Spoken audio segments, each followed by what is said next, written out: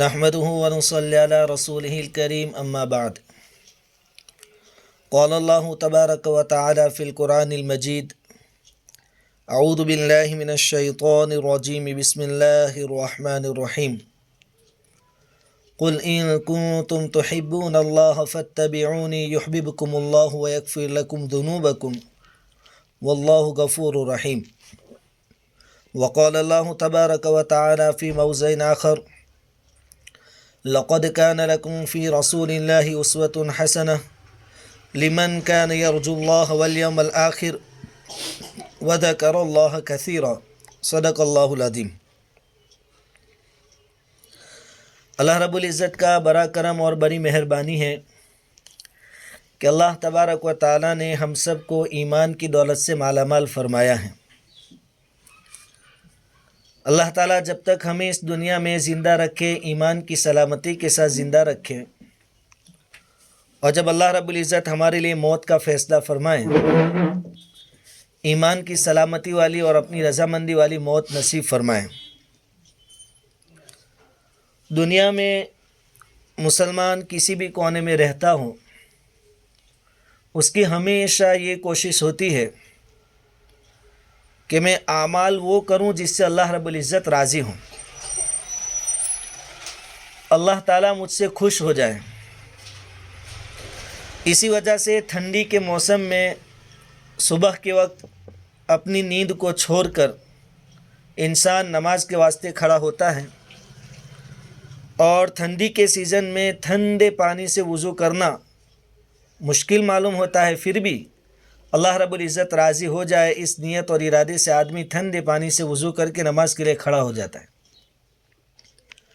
گرمی کے سیزن میں اللہ رب العزت کا حکم ہے روزے رکھو. رمضان کا مہینہ گرمی کے سیزن میں ہے، تو انسان گرمی کے سیزن میں جبکہ پیاس کا خوب تقاضا ہوتا ہے، لیکن اللہ کو راضی کرنے کے واسطے روزے رکھتا ہے. ہمارے بہت سارے بھائی تو ایسے ہوتے ہیں جو کاروباری لائن کے ہوتے ہیں، اس کے باوجود پورا دن بھوک اور پیاس کو برداشت کرتے ہیں اور اپنا کاروبار بھی چلاتے ہیں. اس وجہ سے کہ اللہ رب العزت ہمارے ان مجاہدوں سے راضی ہو جائیں. پھر انسان نے محنت کر کے کچھ کمایا، کچھ پیسے جمع ہوئے، اب شریعت کا حکم آیا، اللہ کا حکم آیا کہ صدقہ نکالو، زکوٰۃ ادا کرو، تو انسان خوشی خوشی نکالتا ہے. اس میں بھی اس کا مقصد یہی ہوتا ہے کہ میرا اللہ مجھ سے راضی ہو جائے. اس کے بعد شریعت کا حکم آیا حج ادا کرو. اس میں حج کے اندر مال بھی ہے اور جان کی مشقت بھی ہے، لیکن ان تمام چیزوں کو انسان برداشت کر لیتا ہے صرف اور صرف اس وجہ سے کہ اللہ تعالیٰ مجھ سے راضی ہو جائیں. اور یہی ایک مسلمان کی زندگی کا مقصد ہونا چاہیے کہ اللہ مجھ سے راضی ہو جائیں. اللہ رب العزت نے اپنی رضامندی کیسے حاصل کرنی ہے اس کا نسخہ قرآن پاک میں بتایا ہے. اللہ تعالیٰ فرماتے ہیں کہ قل ان کنتم تحبون اللہ، اے محمد صلی اللہ علیہ وسلم آپ لوگوں سے کہہ دو، ایمان والوں سے کہہ دو کہ اگر تم اللہ سے محبت کرتے ہو، اللہ کو راضی کرنا چاہتے ہو، فاتبعونی، تو تم میرے نبی کے طریقوں پر چلو. تو اللہ کی رضامندی حاصل کرنے کے واسطے ایک راستہ، اور وہ ہے حضور صلی اللہ علیہ وسلم کے طریقوں پر چلنا، یعنی شریعت اور سنت کے مطابق اپنی زندگیوں کو گزارنا. جس نے شریعت اور سنت کے مطابق اپنی زندگی کو گزارا وہ دنیا اور آخرت میں کامیاب ہو گیا، کیونکہ اللہ رب العزت نے خود فرما دیا کہ میری رضامندی حاصل کرنا ہو تو میرے نبی کے طریقوں کو اختیار کرو، اپناؤ. صحابہ کرام رضوان اللہ تعالیٰ علیہم مجمعین نے اس حقیقت کو بہت اچھی طرح سے سمجھا، اور انہوں نے اس حکم پر عمل کر کے بتایا. نبی کریم صلی اللہ علیہ وسلم کے چھوٹے سے چھوٹے حکم کو اور بڑے سے بڑے حکم کو خوشی خوشی انہوں نے پورا کیا، اس کو قبول کیا، کیونکہ اللہ تعالیٰ کی رضامندی حضور کے احکام کو پورا کرنے میں ہے. علامہ ذہبی رحمۃ اللہ علیہ ایک بہت بڑے محدث گزرے ہیں، حدیثیں بیان کرتے تھے، بہت بڑے آدمی تھے. وہ فرماتے ہیں کہ میں نے پوری شریعت پر غور و فکر کیا اور جتنی روایتیں جتنی حدیثیں مجھ تک پہنچی ان حدیثوں پر میں نے غور و فکر کیا تو ایک چیز میری سمجھ میں آئی کہ اللہ راضی ہوتا ہے حضور کے طریقوں پر چلنے سے، حضور کی اتباع کرنے سے، حضور صلی اللہ علیہ وسلم کی بات کو ماننے سے، چاہے حضور کی بات کوئی چھوٹی ہو یا بڑی چیز کا حکم حضور نے دیا ہو، اور اسی چھوٹی اور موٹی باتوں کو ماننے پر اللہ تعالیٰ جنت بھی دیتے ہیں اور اپنی رضامندی کا پروانہ بھی عطا فرماتے ہیں۔ صحابہ کرام کو حضور صلی اللہ علیہ وسلم نے جو بھی حکم دیا انہوں نے بخوشی اس حکم کو پورا کیا۔ مال کی ضرورت پیش آئی، حضور نے تقاضا کیا کہ چندہ دینا پڑے گا دین کے کام میں، تو صحابہ کرام کے پاس جو کچھ تھا وہ اٹھا کر لا کر رکھ دیا۔ حضرت ابوبکر صدیق رضی اللہ تعالیٰ عنہ اپنے گھر کا سارا سامان لے کر آ گئے، حضرت عمر رضی اللہ تعالیٰ عنہ آدھا لے کر آئے۔ بہت سارے صحابہ کرام وہ تھے جن کے پاس کچھ بھی نہیں تھا، لیکن ادھر حضور کی طرف سے تقاضا تھا، صدقے کا حکم تھا، تو پورا دن بازار میں محنت کرتے تھے اور شام کو ان کو جو کچھ مزدوری ملتی تھی، روایتوں میں آتا ہے کہ ایک مٹھی جو ان کو مزدوری میں ملتے تھے، ایک مٹھی جو صرف، وہ لا کر حضور کی خدمت میں حاضر کر دیتے تھے کہ آپ نے جو حکم دیا صدقے کا، میں نے اس کی وجہ سے محنت کی اور آپ کے پاس لا کر رکھ دیا۔ اس کے بدلے میں حضور صلی اللہ علیہ وسلم ان کو دعائیں دیتے تھے اور اللہ ان سے راضی ہو گئے۔ جان کی بازی لگانے کا حکم ہوا، صحابہ کرام نے جانوں کی بازی بھی لگا دی، بلکہ صحابہ کرام رضوان اللہ تعالیٰ علیہ مجمعین کے نزدیک تو خود کی جان، اپنے بیوی بچوں کی جان، اپنے رشتہ داروں کی جان، مال سامان، سب سے زیادہ محبوب حضور صلی اللہ علیہ وسلم کی جان تھی۔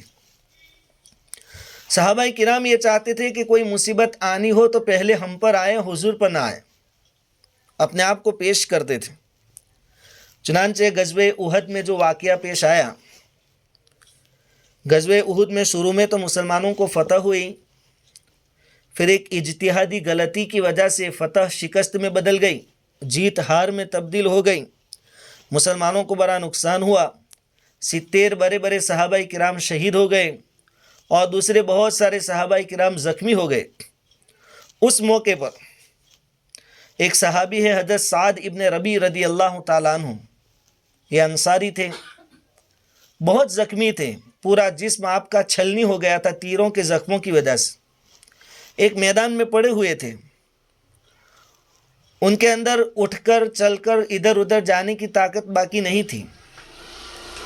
انہوں نے اس میدان کے کونے میں پڑے پڑے حضرت ابی بن کعب رضی اللہ تعالیٰ عنہ کو دیکھا تو ان کو آواز لگائی اور حضرت ابی بن کعب رضی اللہ تعالیٰ عنہ کو اپنے پاس بلایا اور حضرت ابی بن کعب سے کہا کہ میں تو حضور کے پاس چل کر آ نہیں سکتا، تم پہنچو گے حضور کے پاس، جب تم حضور کے پاس پہنچو تو میرا سلام کہنا۔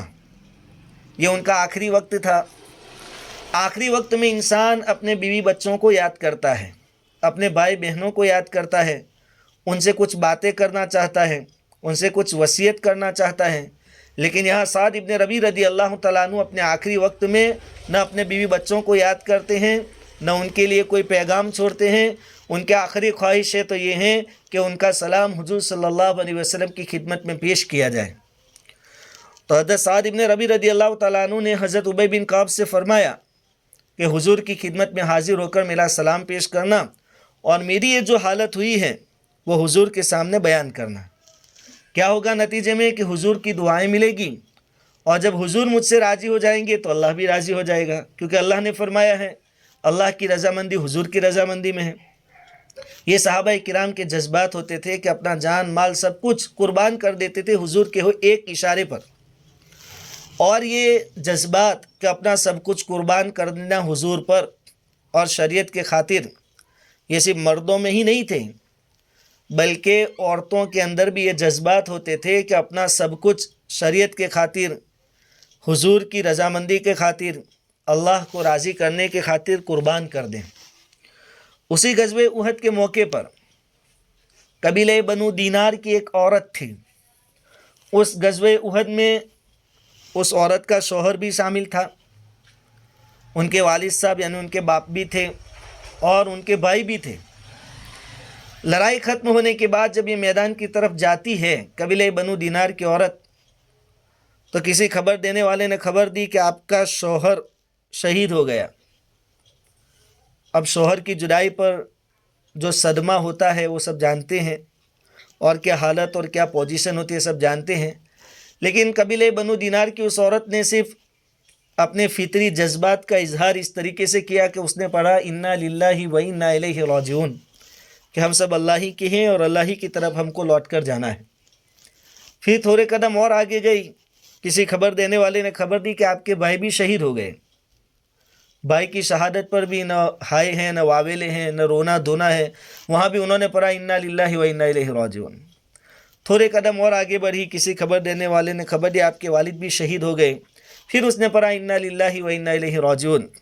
لیکن ہر مرتبہ جب بھی اس کو ان کے رشتہ داروں کے شہید ہونے کی خبر دی جاتی تھی، ہر مرتبہ وہ صرف یہ پوچھتی تھی کہ حضور کیسے ہیں، حضور صلی اللہ علیہ وسلم محفوظ ہے کہ نہیں ہے۔ صحابہ کرام نے ان کو بتایا کہ حضور صحیح سلامت ہیں۔ اس عورت نے تقاضا کیا کہ مجھے حضور کو دکھا دو دور سے۔ صحابہ کرام نے دور سے دکھا دیا کہ وہ حضور وہاں بیٹھے ہوئے ہیں، تشریف فرما ہے۔ جیسے ہی اس عورت نے حضور صلی اللہ علیہ وسلم کو اپنی آنکھوں سے دیکھ لیا، اس عورت نے کہا کہ اب مجھے کوئی غم نہیں، کوئی پریشانی نہیں، حضور سلامت ہیں تو ہم سب سلامت، چاہے میرا شوہر شہید ہو گیا، بھائی شہید ہو گیا، باپ شہید ہو گیا، لیکن غم کی کوئی بات نہیں، حضور سلامت، ہم سب خوش ہیں۔ یہ تھی ان کے جذبات کہ اپنے مال، اپنی جان، سب کچھ حضور صلی اللہ علیہ وسلم پر وہ لوگ قربان کر دیتے تھے۔ عورتوں کے اندر دینی کاموں میں قربانیاں دینے کا یہ جذبہ آج بھی موجود ہے۔ بہت دور کی بات تو نہیں کرتا، ابھی پچھلے 1.5-2 سال پہلے کا واقعہ ہمارے ملک کا ہے کہ ایک جگہ پر حضور صلی اللہ علیہ وسلم کی شان میں گستاخی کی گئی۔ حضور صلی اللہ علیہ وسلم کے بارے میں نامناسب باتیں کہی گئی۔ مسلمانوں کے جذبات مجروح ہوئے، مسلمان غمگین ہوئے، غصے میں آ گئے، اور اس کے خلاف احتجاج کے لیے ریلی نکالی۔ جھارکھنڈ کے اندر، جھارکھنڈ کے رانچی میں ایک ریلی نکالی گئی۔ اس ریلی کے اندر ایک نوجوان تھا جس کا نام تھا مدثر۔ اس ریلی کے درمیان پھر کچھ فتنے اور فساد پھیلائے گئے، اور اس نوجوان مدثر کو شہید کر دیا گیا۔ یہ جو نوجوان تھا وہ اپنے ماں باپ کی ایک لوتی اولاد تھی، ایک ہی لڑکا تھا ان کا، اور وہ بھی شہید ہو گیا۔ اخبار میں بھی آیا تھا کہ جب وہ شہید کیا گیا تو اس کی زبان سے جو آخری الفاظ نکلے تھے وہ یہ تھے کہ اسلام زندہ باد۔ خیر، لڑکے کا تو انتقال ہو گیا، پھر اس کی اماں کو، اس کی ماں کو بتایا گیا۔ پھر کسی ٹی وی کے پترکار نے، نیوز چینل والے نے تھوڑے دنوں کے بعد اس کی ماں کا انٹرویو لیا، اس کے جذبات جاننے کی کوشش کی، تو اس عورت نے، جو پڑھی لکھی زیادہ نہیں تھی، اپنا ایک لوٹا بیٹا کھویا تھا، انٹرویو کے اندر یہ کہا کہ مجھے اپنے بیٹے کے شہید ہونے پر فخر ہے، کیونکہ میرے بیٹے کی زبان پر آخری جو الفاظ تھے وہ تھے اسلام زندہ باد، اور میرا بیٹا جو شہید ہوا ہے وہ حضور صلی اللہ علیہ وسلم کی نسبت پر شہید ہوا ہے، کہ حضور کی ذات کے بارے میں نامناسب باتیں کہی گئی، حضور کی ناموس کی رسالت کے خاطر اس کے دفاع میں، بچاؤ میں میرے بیٹے نے اپنی جان دی ہے، یہ میرے لیے فخر کی بات ہے۔ ایسی تاریخ میں کئی واقعات ہیں جس میں عورتوں نے بڑی سے بڑی قربانیاں دی ہیں۔ دین کے لیے جب بھی قربانیوں کی بات آتی ہے، جہاں میدان میں مرد ہوتے ہیں، عورتیں بھی شانہ بشانہ مردوں کے قربانیوں کے میدان میں ہوتی ہیں۔ حضرت خدیجہ رضی اللہ تعالیٰ عنہ، انہوں نے حضور صلی اللہ علیہ وسلم کو جب سپورٹ کی بہت زیادہ ضرورت تھی تو انہوں نے حضور صلی اللہ علیہ وسلم کو ہر لائن سے سپورٹ کیا۔ مال کی ضرورت پیش آئی، اپنا مال لٹایا، تسلی دینے کی ضرورت پیش آئی، حضرت خدیجہ رضی اللہ تعالیٰ عنہ نے حضور کو تسلی دی، ہر اعتبار سے حضور صلی اللہ علیہ وسلم کو سپورٹ کیا۔ نبی کریم صلی اللہ علیہ وسلم کے نکاح میں ایک ایک وقت میں 9 سے لے کر 11 بیویاں تھیں، لیکن حضور صلی اللہ علیہ وسلم کی مالی حالت اتنی اچھی نہیں تھی، کیونکہ حضور صلی اللہ علیہ وسلم نے اللہ تعالیٰ سے غریبی مانگی ہوئی تھی۔ حضور کی غریبی آپ کے اختیار کی تھی، آپ کی مانگی ہوئی چیز تھی۔ حضرت عائشہ رضی اللہ تعالیٰ عنہ فرماتی ہیں کہ لگاتار 2 دن کبھی پیٹ بھر کر روٹی کھانا نصیب نہیں ہوا حضور کے زمانے میں۔ اگر آج روٹی اور سالن کھایا ہے تو دوسرے دن وہ نہیں ملتا تھا، کھجور اور پانی پر گزارا کرنا پڑتا تھا، اور کبھی کبھی 2 مہینے ایسے گزر جاتے تھے کہ چولہا جلانے کی نوبت نہیں آتی تھی۔ اس کے باوجود ان مستورات نے، ازواج مطہرات نے حضور کا ساتھ کبھی نہیں چھوڑا۔ انہوں نے دنیا کی زیب و زینت کو، دنیا کی چمک دمک کو لات مار دی، لیکن شریعت کو اور حضور صلی اللہ علیہ وسلم کے دامن کو ہمیشہ انہوں نے پکڑے رکھا، کیونکہ وہ جانتی تھی کہ کامیابی ہے تو حضور صلی اللہ علیہ وسلم کے ساتھ رہنے میں ہے، آپ کے احکام کو پورا کرنے میں ہے۔ حضور صلی اللہ علیہ وسلم کا معمول حدیثوں میں یہ بیان کیا گیا ہے کہ آپ فجر کی نماز کے بعد گھر پر تشریف لاتے اور ازواج مطہرات سے پوچھتے کہ کھانے کی کوئی چیز ہو تو پیش کر دو۔ اگر کوئی چیز ہوتی تو رکھ دی جاتی، حضور کھانا نوش فرما لیتے، اور اگر کچھ نہیں ہوتا تو حضور کو بتلا دیا جاتا کہ کھانے کے واسطے کچھ بھی نہیں ہے، تو حضور صلی اللہ علیہ وسلم فرماتے کہ ٹھیک ہے آج میرا روزہ ہے، یعنی حضور روزے کی نیت کر لیتے۔ جب حضور کے لیے کوئی چیزیں کھانے اور پینے کی نہیں ہوتی تھی تو ازواج مطہرات کے لیے کیسے ہوگی؟ وہ بھی حضور صلی اللہ علیہ وسلم کے ساتھ روزے رکھ لیا کرتی تھی۔ تو ازواج مطہرات نے بھوک پیاس سب کچھ برداشت کیا، لیکن حضور کو کبھی ناراض نہیں کیا، حضور کا دامن کبھی نہیں چھوڑا، دنیا کے پیچھے کبھی نہیں بھاگی، بلکہ خیبر جب فتح ہوا غزوہ احزاب کے بعد، غزوہ خندق کے بعد، کہ خیبر میں یہودی رہتے تھے اور وہ شرارتیں کیا کرتے تھے، مسلمانوں کے خلاف مشرکین مکہ کو اکسایا کرتے تھے، ان کو لڑائی کے لیے مکہ سے یہاں بلایا کرتے تھے۔ ان سب چیزوں کے بعد اللہ تعالیٰ کا حکم آیا کہ خیبر کے یہودیوں سے جہاد کیا جائے۔ چنانچہ غزوہ خندق کے بعد خیبر کے یہودیوں کے ساتھ مسلمانوں کی جنگ ہوئی، جہاد کیا گیا۔ اللہ تعالیٰ نے مسلمانوں کو فتح نصیب فرمائی، جیت مسلمانوں کی ہوئی۔ اس کے بعد فیصلہ اس بات پر ہوا کہ یہودیوں کو قتل نہ کیا جائے، مارا نہ جائے، بلکہ وہ جو یہودی تھے خیبر کے، ان کی بہت ساری کھیتیاں تھیں اور بہت سارے باغات تھے، کھیتیوں میں سے بہت کچھ غلہ اناج وغیرہ ان کو ملتا تھا اور بہت سارے پھل ان کو ملا کرتے تھے۔ یہ بات طے ہوئی کہ ایک بڑا حصہ یہودی ہر سال مسلمانوں کو پیش کیا کریں گے، دیتے رہیں گے۔ چنانچہ پھر ہر سال یہودیوں کی طرف سے ایک بڑا حصہ مسلمانوں کو ملتا رہا۔ اس کی وجہ سے صحابہ کرام کی مالی پوزیشن کچھ اچھی ہوئی، لیکن صحابہ کرام کی تو پوزیشن اچھی ہوئی، لیکن حضور تو سردار تھے، اس کے باوجود حضور صلی اللہ علیہ وسلم کی مالی پوزیشن اچھی نہیں ہوئی۔ آخر تک حضور صلی اللہ علیہ وسلم کا حال تو یہ تھا کہ جب آپ کے انتقال کا وقت قریب تھا، گھر میں دیا جلانے کے واسطے دیے میں تیل بھی نہیں تھا۔ ہمارے یہاں ہوتا کیا ہے کہ کوئی مال وغیرہ حاصل ہوتا ہے تو حاکم، چودھری اور نیتا لوگ جو ہوتے ہیں وہ پہلے اپنا کام کر لیتے ہیں، لیکن یہ نبی کی شان کے خلاف تھا۔ خیبر سے جو مال آتا تھا حضور صلی اللہ علیہ وسلم صحابہ کرام کے درمیان اس کو تقسیم کر دیا کرتے تھے۔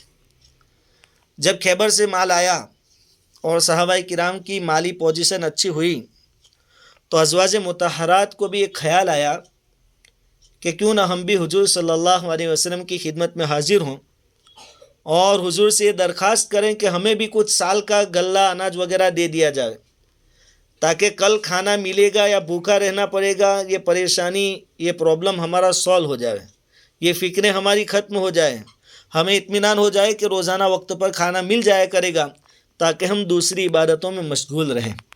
چنانچہ مشورہ کرنے کے بعد ازواج مطہرات حضور صلی اللہ علیہ وسلم کی خدمت میں حاضر ہوئیں اور سب نے مل کر حضور صلی اللہ علیہ وسلم سے درخواست کی، ڈیمانڈ کی کہ ہمیں بھی جو خیبر سے مال آتا ہے اس میں سے ایک بڑا حصہ دیا جائے۔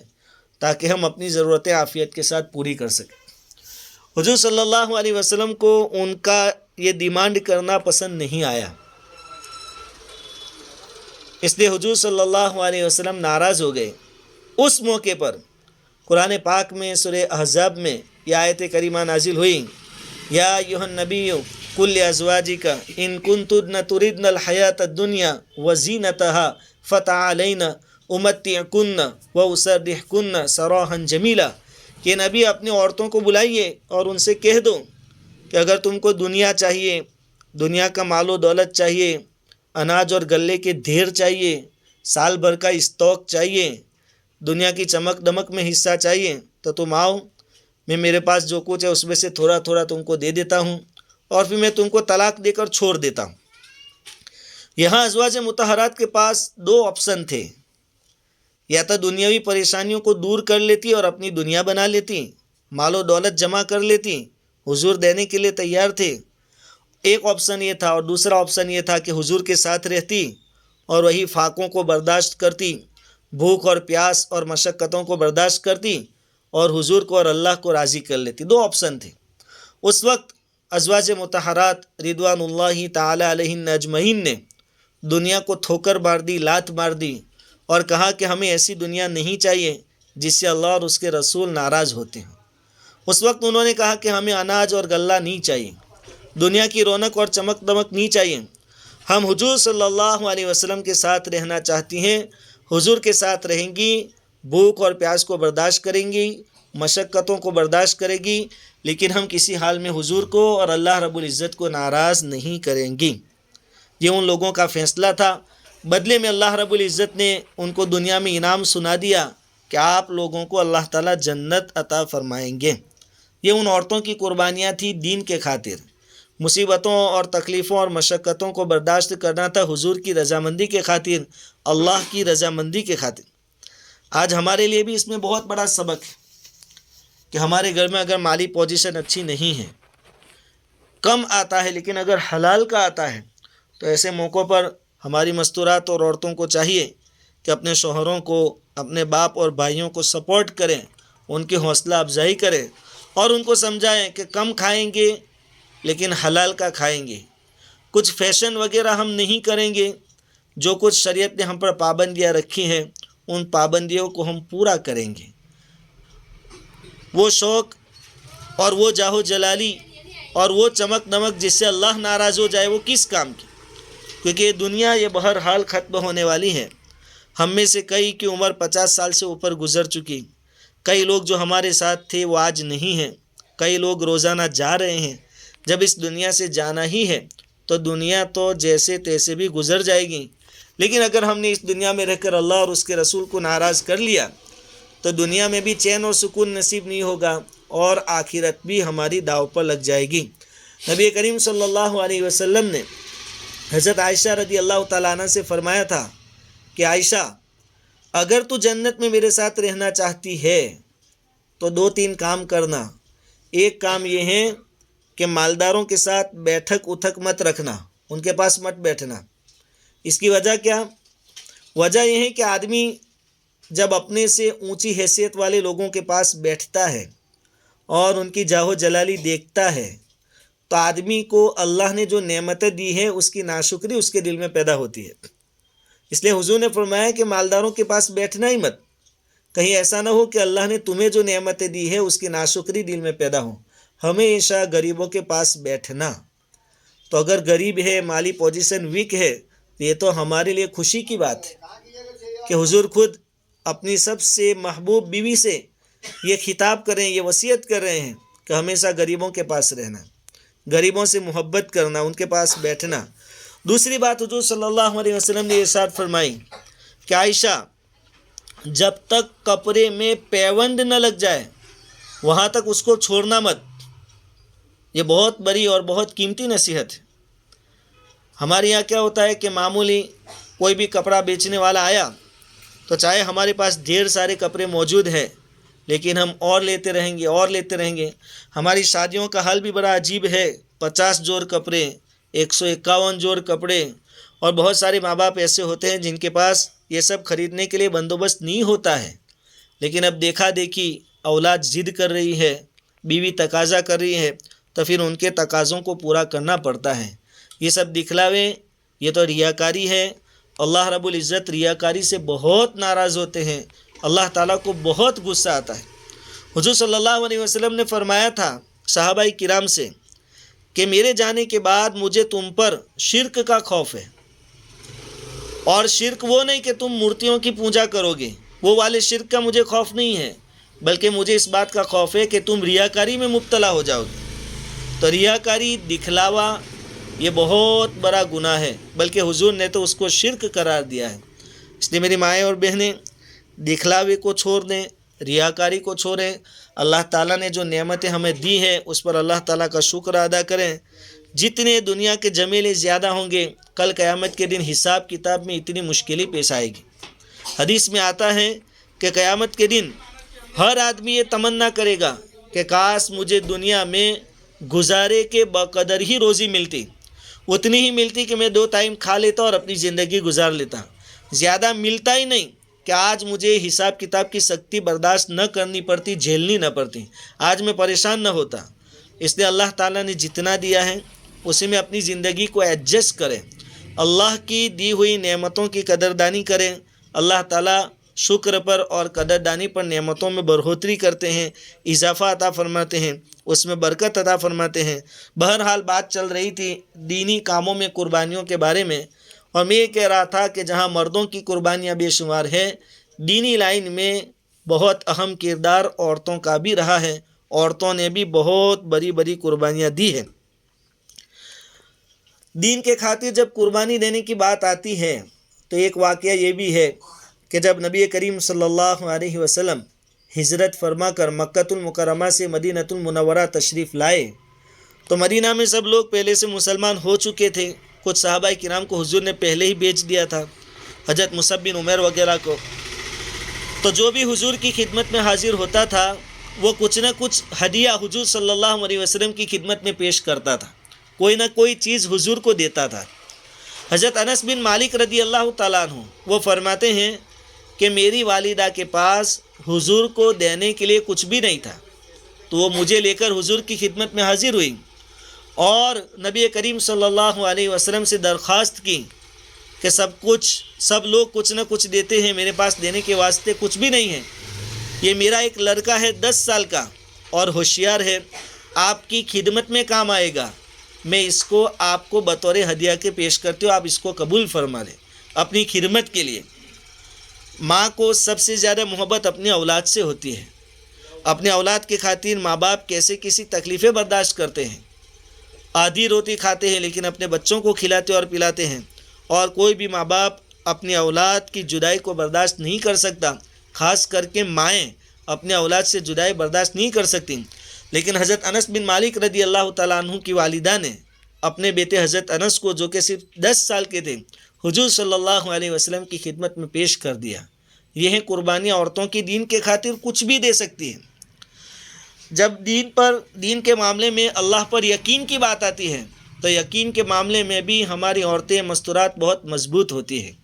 حضرت موسیٰ علیہ السلام جس زمانے میں پیدا ہوئے، فرعون کی طرف سے آرڈر تھا، حکم تھا کہ جو بھی بچہ بنی اسرائیل میں پیدا ہو اس کو قتل کر دیا جائے، ذبح کر دیا جائے، کیونکہ اس کی کرسی کا خطرہ تھا۔ پنڈتوں نے اس کو بتایا تھا کہ بنی اسرائیل میں ایک بچہ پیدا ہوگا، اس کے ہاتھوں تیری حکومت ختم ہو جائے گی۔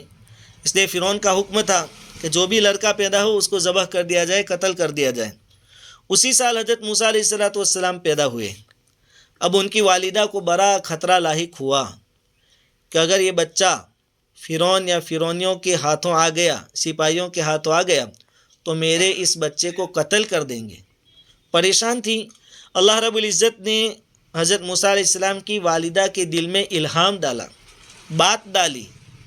اللہ تعالیٰ نے فرمایا کہ آپ خوف نہ کریں، ایک صندوق بنائیں، اس کے اندر اپنے بیٹے کو رکھیں اور صندوق کو سمندر میں بہا دیں۔ اب یہ اللہ رب العزت کی طرف سے حکم ہے، الہام ہے۔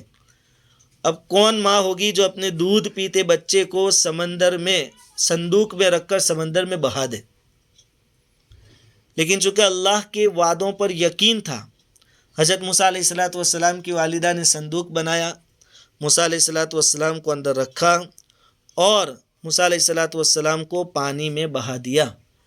جب یہ صندوق بنا کر بچے کو رکھ رہی تھی تو شیطان نے وسوسے بھی ڈالے، کہا کہ اگر یہ بچہ تیرے گھر پر رہے گا اور مان لے کہ فرعون کے سپاہی اس کو پکڑ کر قتل بھی کر دیں گے تو کم سے کم اتنا فائدہ تو ہوگا کہ تو اپنے بچے کو اپنے ہاتھوں سے غسل دے سکے گی، کفن پہنا سکے گی، قبرستان تک لے جا سکے گی۔ تو زندہ بچے کو کیسے ڈال سکتی ہے سمندر میں؟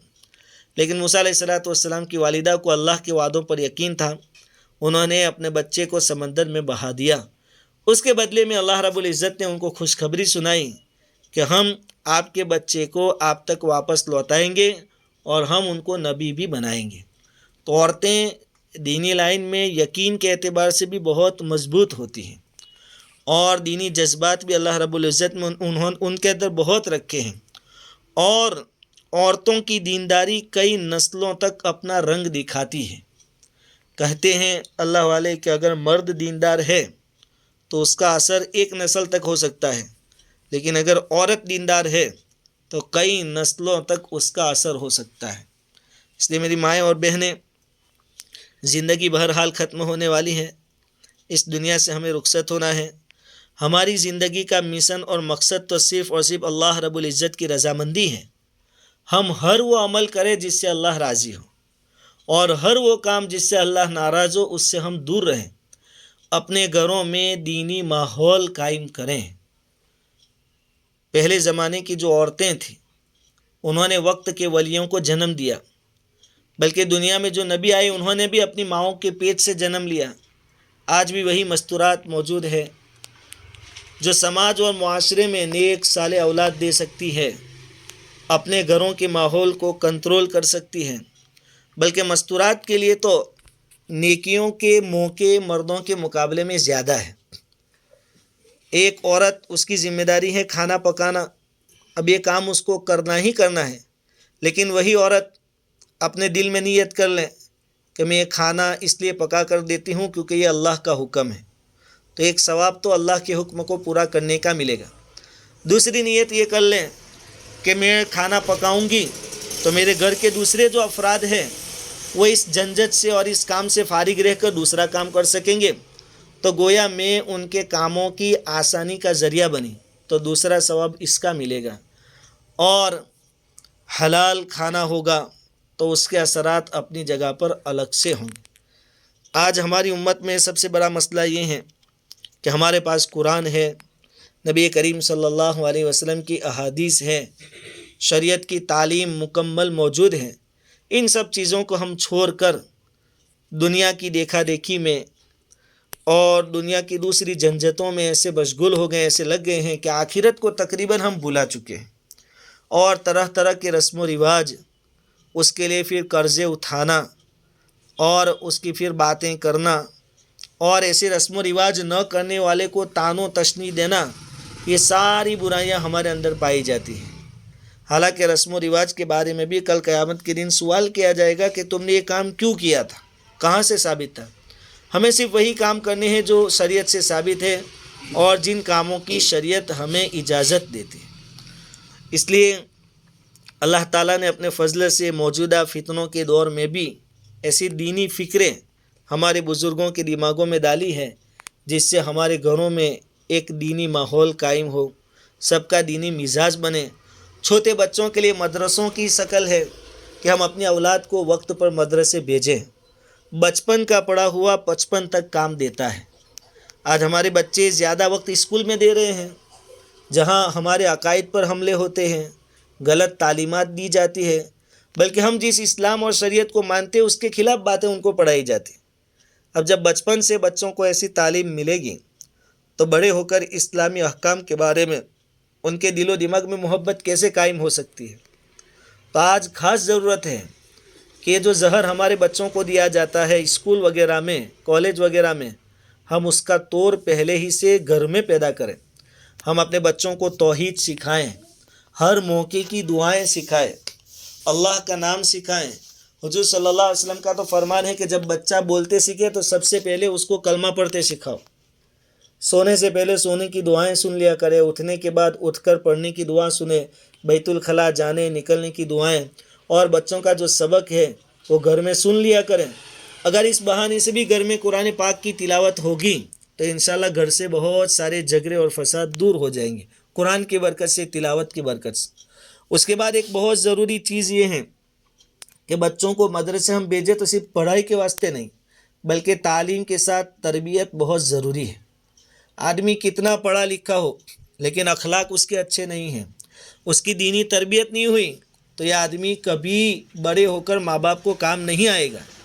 आज दुनिया में गैर कौमें हैं, बहुत एजुकेशन में आगे हैं, कोई बेटा डॉक्टर है, कोई इंजीनियर है, लेकिन यही लोग अपने बूढ़े माँ बाप को ओल्ड हाउस में रख कर आ जाते हैं, गर्दा घर में छोड़ कर आ जाते हैं। क्यों? तालीम तो उनको मिली थी लेकिन तालीम के साथ तरबियत उनकी नहीं हुई, उनको जैसे शरई अखलाक मिलने चाहिए थे वो नहीं मिले। इसलिए तालीम के साथ तरबियत, और तरबियत के लिए घर का माहौल इस्लामिक होना बहुत ज़रूरी है। और ये तो बच्चों के लिए तरीका अल्लाह रब्बुल इज़्ज़त ने ईजाद फरमाया मदरसे की शक्ल में। बड़ों के लिए तबलीगी दावत सबसे आसान और सबसे कामयाब तहरीक अल्लाह रब्बुल इज़्ज़त ने अता फरमाई, जिसमें हर बूढ़ा बड़ा, छोटा बड़ा, कमज़ोर ताकतवर सब शरीक हो सकते हैं। और इस तरीके को अल्लाह ताला ने बहुत सक्सेसफुल बनाया है और इसकी बरकतें आज तक हम महसूस कर रहे हैं। तो हमारे लिए एक मौका है कि अगले महीने हमारे बारदोली में सूरत ज़िले का इज्तिमा होने वाला है। इज्तिमा में क्या होता है, बड़े बड़े अल्लाह वाले आते हैं, दीन की बातें बयान करते हैं। अल्लाह वालों की बातें अपना एक असर रखती हैं क्योंकि उनकी बातें दिल से निकलती हैं, और जो दिल से निकलती है वो बात दिलों पर ज़रूर असर करती है। कई वाक़यात ऐसे सामने आए कि एक आदमी बेनमाजी था, शरीयत का पाबंद नहीं था, लेकिन किसी इज्तिमा में, दीनी मजलिस में उसने अल्लाह की बात सुन ली, अल्लाह वालों की बात सुन ली। अल्लाह ताला ने उसकी दिल की दुनिया को बदल दिया। वो नमाजी हो गया, फिर वो जमात में निकला, फिर आने के बाद उसने अपने घर के माहौल की फ़िक्र की और एक की बरकत से पूरा घराना दीनदार बन गया। ऐसे कई वाक़यात। किसी को कुरान पढ़ते नहीं आया था, लेकिन जब दावत तबलीग की मैदान में वो निकले तो वो खुद भी कुरान पढ़ते हो गए और उन्होंने अपने औलाद को हाफिज़ कुरान बनाया। अब ये सिलसिला चलता रहेगा। इसलिए अल्लाह ताला ने एक बहुत आसान और कामयाब शक्ल दावत तबलीग की लाइन से हमें अता फरमाई है। उसी की मुनासबत से बारदोली में अगले महीने इंशाअल्लाह इज्तिमा होने वाला है 13, 14 और 15 तारीख को। हमारी मस्तूरात उसके लिए बहुत अहम किरदार अदा कर सकती है।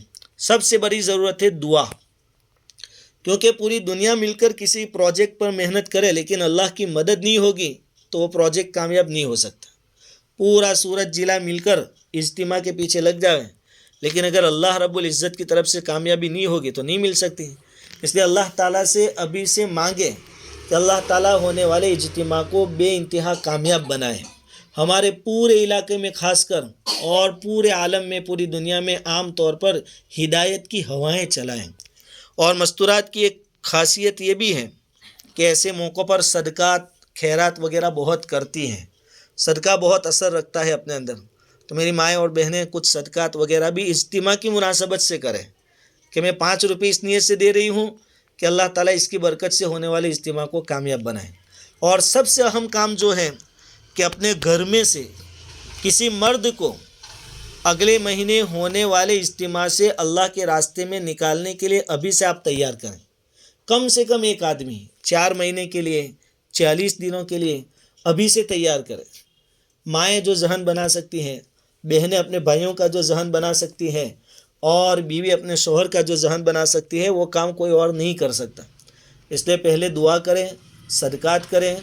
बल्कि बाज़ मस्तूरात तो ऐसे कामों की कामयाबी के लिए रोज़े भी रखती हैं, तो रोज़े भी रखें और अभी से घर में एक दीनी माहौल कायम करें। और आखिरी बात कि आज के फितनों के दौर में फितनों से बचने के लिए और अपने ईमान और अकायद की हिफाजत के लिए अपने घरों में फ़ज़ाइल आमाल की तालीम की पाबंदी ज़रूर करें। हम लोग दुनियावी लाइन में बहुत आगे बढ़ रहे हैं लेकिन दीनी लाइन में बहुत पीछे हैं। बल्कि बहुत सारे ऐसे भी होंगे जिनको हुजूर सल्लल्लाहु अलैहि वसल्लम की बाप दादा का नाम मालूम नहीं होगा, और बहुत सारे मसाइल जिसका ताल्लुक़ डायरेक्ट हमसे है वो हमें मालूम नहीं होते। ये हमारे लिए बड़े अफसोस की चीज़ है। دنیا کے بڑے بڑے اور پڑھے پڑھے لکھے لوگ قرآن پر ریسرچ کر کے نئی نئی چیزیں ایجاد کر رہے ہیں، لیکن جن کے اوپر قرآن اتارا گیا، جن کو یہ دولت دی گئی، وہ قوم قرآن اور حدیث سے بہت دور ہو رہی ہے۔ یہ ہمارے لیے بڑی افسوس کی بات ہے۔ اس لیے روزانہ پابندی کے ساتھ فضائل اعمال کی تعلیم کرے گھروں میں، اور اس وقت کرے جب کہ سب موجود ہو۔ اور لگے ہاتھ یہ بھی بیان کر دوں کہ دینی باتیں موبائل سے سننے اور انٹرنیٹ سے سننے کے بجائے دینی تعلیم کے ذریعے، کتابی تعلیم کے ذریعے حاصل ہوگی، اس میں برکتیں زیادہ ہوگی، کیونکہ یوٹیوب پر اور انٹرنیٹ پر ہر ایرا گیرا اپنی چینل بنا لیتا ہے اور دین کی باتیں کر دیتا ہے۔ اور آج کے دور میں خاص کر کے جن کو غیر مقلد کہا جاتا ہے، جو چاروں امام میں سے کسی کو بھی نہیں مانتے، وہ سمجھو بے لگام گھوڑے ہیں۔ جس کے ہاتھ جو حدیث آئی، حدیث سے جو اس کی سمجھ میں آیا، وہ یوٹیوب پر آ کر بیان کر دیتا ہے۔ اب ہم کیسے معلوم کریں گے کہ صحیح آدمی ہے یا غلط ہے؟ آپ کے سامنے کہہ دیا بخاری کی حدیث ہے، آپ کو کیسے پتہ چلے گا کہ بخاری میں ہے کہ نہیں ہے؟ اس لیے ان ساری جھنجھٹوں سے بچنا یہ بہت ضروری ہے، اور سب سے آسان راستہ جو ہے وہ یہ ہے کہ فضائل اعمال کی تعلیم ہمارے گھروں میں کی جائے، اور اس کا اثر ضرور ہو کر رہے گا۔ ایسا کیسے ہو سکتا ہے کہ اللہ کی آیتیں آپ کے گھر میں پڑھی جائے اور کوئی اثر نہ ہو، حضور کی حدیثیں بیان کی جائے اور کوئی اثر نہ ہو؟ بہرحال پوری بات کا خلاصہ یہ ہے کہ ہر مسلمان کی کوشش اللہ رب العزت کی رضامندی ہوتی ہے، اور اللہ تعالیٰ کی رضامندی حضور صلی اللہ علیہ وسلم کے طریقوں پر ہے۔ اللہ تعالیٰ ہم سب کو حضور کے طریقوں پر چل کر بقیہ زندگی گزارنے کی توفیق عطا فرمائے۔